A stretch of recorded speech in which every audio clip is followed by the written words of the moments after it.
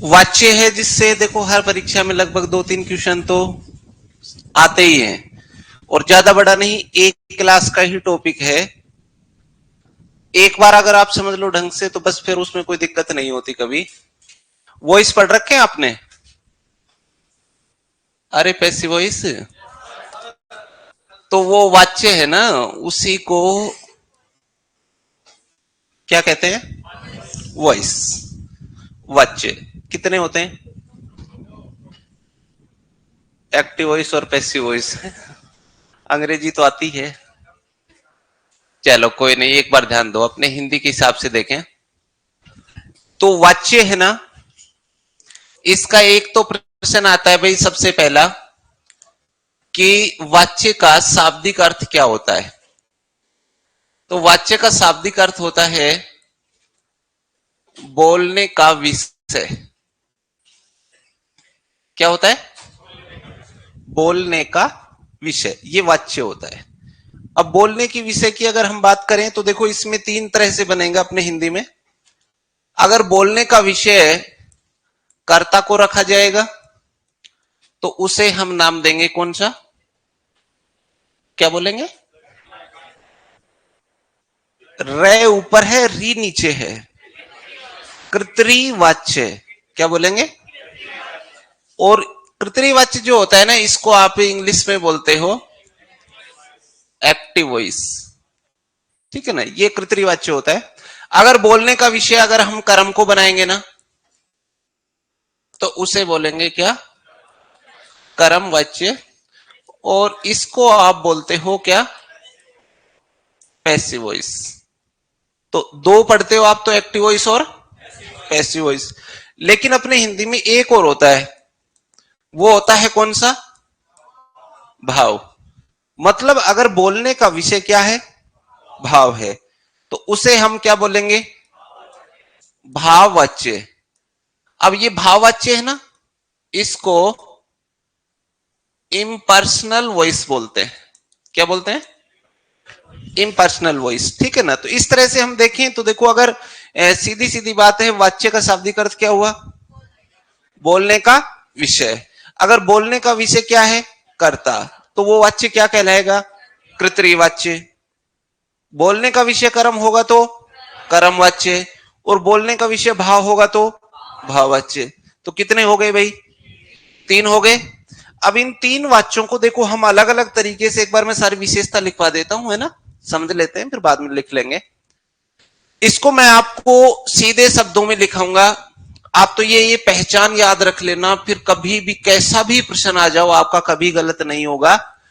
देखो पहला कौन सा है भाई अपना? कृत्रिवाच्य। सबसे पहले आपको ये देखना है इसमें पहली विशेषता। सबसे पहले अपने को बताओ क्या छांटना है? काम को करने वाला। अगर कर्ता जो है उसके साथ में कहीं भी आपको कौन सा चिन्ह दिख रहा है? ने चिन्ह मिले, या फिर क्या मिल रहा है भाई? शून्य चिन्ह। शून्य चिन्ह का मतलब समझ गए? मतलब कोई चिन्ह नहीं है। तो अगर कर्ता के साथ में या तो ने चिन्ह है और या फिर कोई चिन्ह नहीं है, तो हम कह सकते हैं वहां पर कौन सा वाच्य होगा? कृत्रिवाच्य होगा। ठीक है, एक बात तो कर्ता की देखी जाती है वाच्य में हमेशा, और एक देखी जाती है किसकी?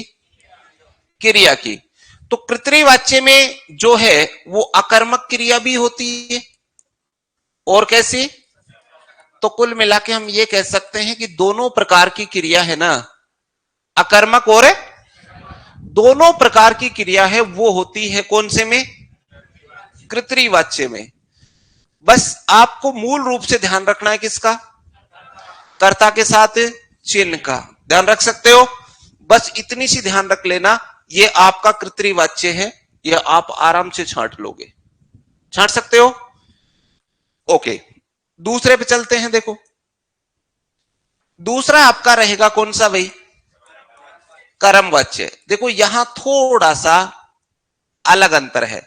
यहां पर हमें कर्ता है ना, इस कर्ता के साथ में चिन्ह मिलने वाला है कौन सा?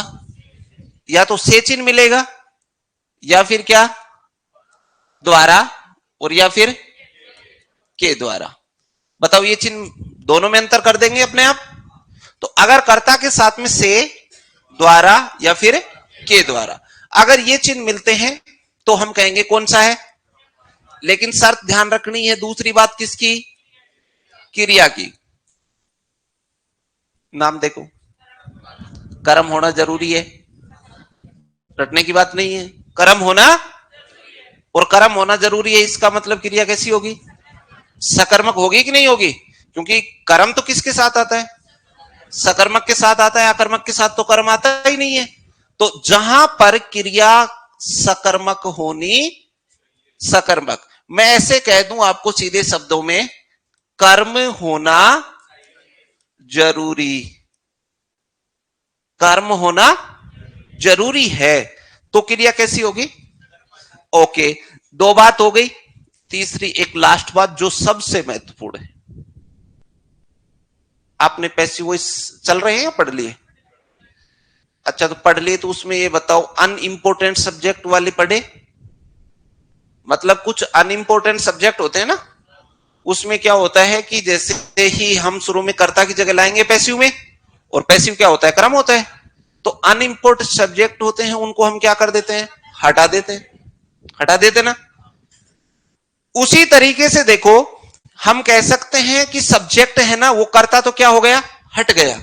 तो हम ऐसे कह सकते हैं, यदि वाक्य में कर्ता न हो, वाक्य में कौन नहीं हो, और कर्ता कहां होता है वैसे बताओ, कर्ता तो वाक्य के प्रारंभ में ही होता है ना वैसा। यदि एक पहचान तो सीधे शब्दों में मैंने ये कह दी, यदि वाक्य में कर्ता न हो, या फिर मैं ऐसे भी कह सकता हूं, वाक्य के प्रारंभ में कर्ता न होकर क्या होगा बोलो, कर्म हो, ऑब्जेक्ट हो, है ना। तो वाक्य के प्रारंभ में कर्ता नहीं हो, क्या हो, कर्म हो, तो भी कौन सा माना जाएगा, कर्मवाच्य माना जाएगा। तो बताओ ये दो पहचान याद रख सकते हो। अभी मैं आपको पहचान लिखा रहा हूं, उसके बाद में उदाहरण है वो कॉमन करेंगे, फिर आपसे एक एक से पूछूंगा कौन सा है।